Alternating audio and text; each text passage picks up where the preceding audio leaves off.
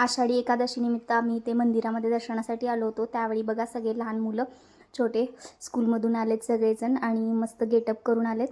मस्त वारकऱ्यांचा लुक केला आहे, त्याप्रमाणे विठ्ठल रुक्माईचा पण गेटअपमध्ये इथं आलेत। विठ्ठल किती छान दिसत आहेत। आता मुलींनी पण छान नऊवारी साड्या घातल्यात, त्या पण खूप क्यूट आणि गोंडस दिसत आहेत।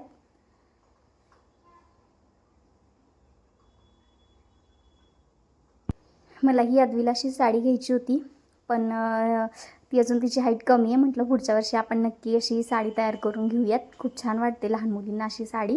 त्यानंतर मग मी तिला मस्त खणचा ड्रेस घातला आणि त्याच्यावर त्यांची माळ खूपच छान दिसत होती। आता आम्ही ते आरती वगैरे केली आणि दर्शन घाईघाईमध्येच घेतलं। आणि आज विठ्ठल रुक्माईच्या मंदिराला फुलांची इतकी छान सजावट केलेली की त्यामुळे मन एकदम प्रसन्न झालं। आजचा दिवस सगळीकडे सोहळा असल्यासारखं वाटतं। इथे आजीने तुळस घेतली आणि तिकडे तिकडे फिरते आणि तिच्याकडे तुळस बघून तिच्याकडे बघून रुक्मिणीचंच लुक आहे असं वाटतं, छान वाटते, क्यूट दिसते। त्यानंतर इथे फराळ होता, फराळामध्ये शाबू चिवडा, शाबू, केळी आणि राजगिरा लाडू होता। फराळ केला, त्यानंतर घरी आलो आम्ही। घरी आल्यानंतर माझं आज पार्सल आलं होतं हॅपी प्लॅनेटचं। किचनचे टॉवेल्स होते ते मागवले होते। म्हटलं चला बघूया, ह्याचा वापर करून बघूया कसे आहेत ते। तर इकडे किचन पुसून घेते मी आणि ते पाणी ॲब्सॉर्ब करून घेतं पाणी पूर्ण किचनमध्ये सांडलेलं। मला आवडलेत, आता बघूया ह्याचा वापर करून कसं काय होतं आहे ते। आणि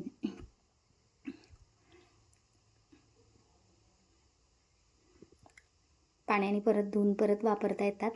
मी तर बऱ्याच व्हिडिओमध्ये बघितले होते टॉवेल मागवायचं होतं, पण बघूया म्हटलं, तर त्यांनीच माझ्या मनातलं ओळखून आधीच मागवले होते।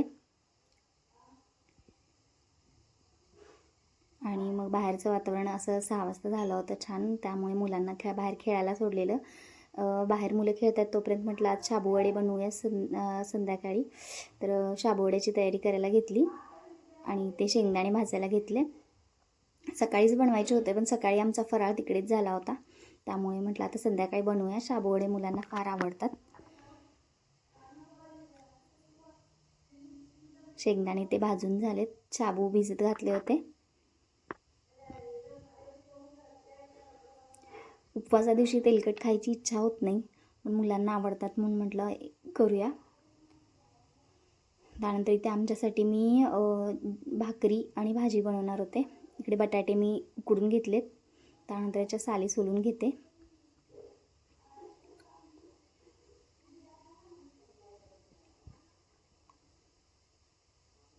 आम्ही यामध्ये जिरे, कोथिंबीर असं काही वापरत नाही, फक्त बटाटे, हिरवी मिरची आणि शेंगदाणे एवढंच घालते मी यात। बरेच जण उपवासाला वापरतात, पण आम्ही कधीच कुठल्या उपवासाला ते घालत नाही।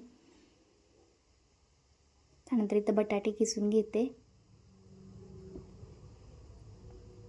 शेंगदाणे आणि हिरवी मिरची मिक्सरला बारीक फिरवून घेते।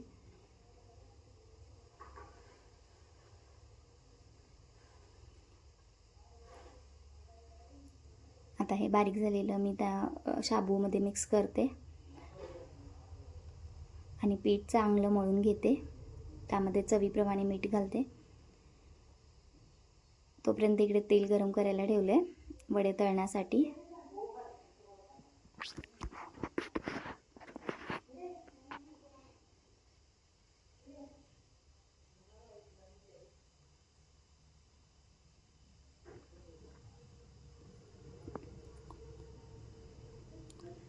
आता इकडे वडे बनवते।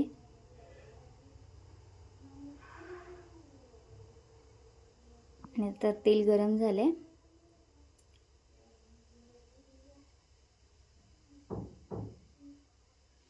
तर आता वडे तळून घेऊयात।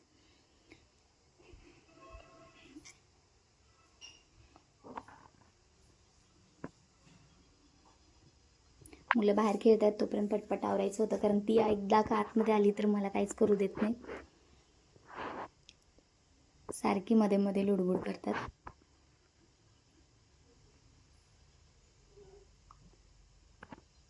तर आता इथे आपले वडे तळून झालेत,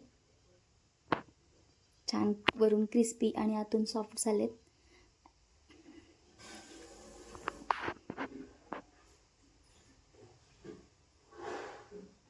तर तर बाकीचे पण वडे मी तळून घेते.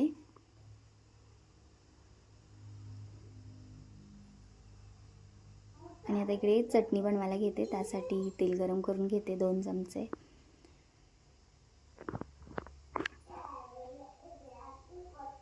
त्यानंतर इथं मगाशी जे वाटलेलं मिक्सरला होतं शेंगदाण्याचं कूट आणि हिरवी मिरची तेच घालते. तिखट थोडं कमीच बनवणार आहे, मुलं खातात म्हणून.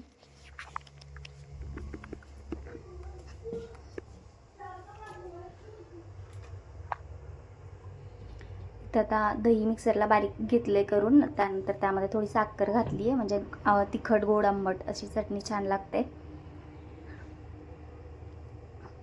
आणि आता आपले तयार झाले साबुदाणा वडे आणि चटणी.